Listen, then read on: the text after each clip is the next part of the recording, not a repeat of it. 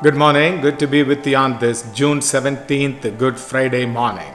For us, this is yet another day. We are all living and we are entering into the next phase of our life and we are happy, right? But many people, they are unfortunate and they might have lost their loved ones and they are not going to come back.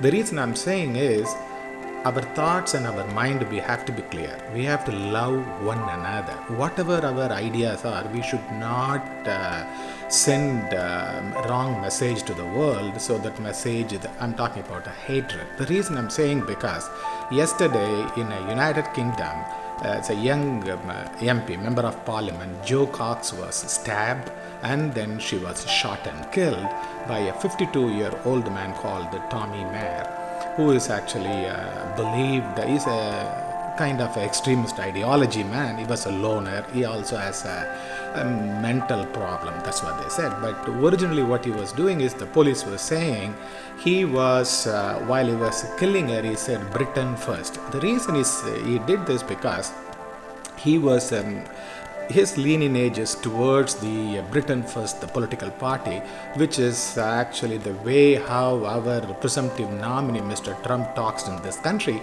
same way that the political party was giving their ideology. This man was watching their debates, and also he was reading a South African white extremist news magazine called White Rhinos Group. So he was filled with hatred and anger, and that resulted in killing this wonderful innocent member of parliament who is actually wanted Britain to be with the United European Union. And likewise, yesterday President Obama, 10th time, became a Consoler-in-Chief in his 8 years presidency. He was in Orlando and meeting the victims of this mass shooting, right? So why this is all happening? This is all because of a hatred in human beings, whoever we are, whether we are any religion we belong to, but all the religions are teaching us a love and love one another, and God is one. That's all. We may call in a different name, but gods are same.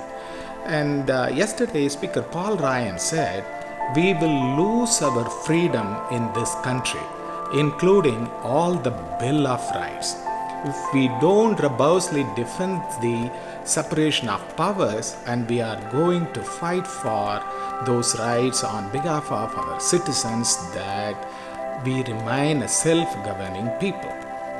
Why Mr. Speaker said this? Because Trump is calling for a total and complete shutdown of Muslims entering the United States until our country's representatives can figure out what the hell is going on. So, do you think Trump can do that?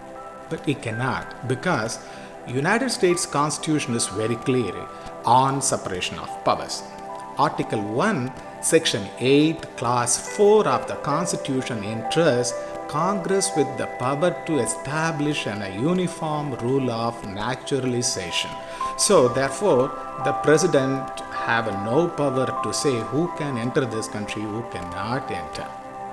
So, what I wanted to tell people filled with the hatred, there is Trump's surrogate called Everybody Woman in Twitter and Facebook, and she actually calls me, I am a liberal plantation slave, right? But I'm used to all this kind of calling names. People call me several names. I don't care, because I know I love every one of you. So whatever you can call me. So I want to tell these people with the hatred, this is a message. If you change yourself, you will change your world. If you change how you think, then you will change how you feel and what actions you take. And the problem with changing your outer world without changing yourself is that you will still be you. When you reach that change you have strived for, you will still have your flaws, anger, negativity, self-sabotaging tendencies, etc. intact. this is exactly what's happening to Mr. Trump, because his own party, all higher-ups are not supporting him. There may be some group of people are supporting, but as per the CNN just now said, at least 7 people in 10 are not supporting, which means another 70% of adults are not happy with Mr. Trump. So in this new situation, you will still not find what you hoped for, since your mind is still seeping with the negative stuff. And if you get more without having some insight into and distance from your ego, it may grow more powerful.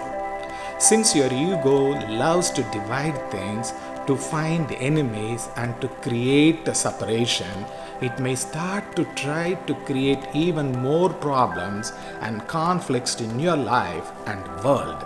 That is what exactly happening to Mr. Trump and to America today. We cannot separate the people. We all have to live together. So I wanted to quote from Mahatma Gandhiji's golden rule number 1. Mahatma Gandhi says, the myth of the modern age is that we can remake the world, when in fact we need to remake ourselves. Alright? So love one another. With that, I will say everybody have a great day. See you all later. Bye-bye.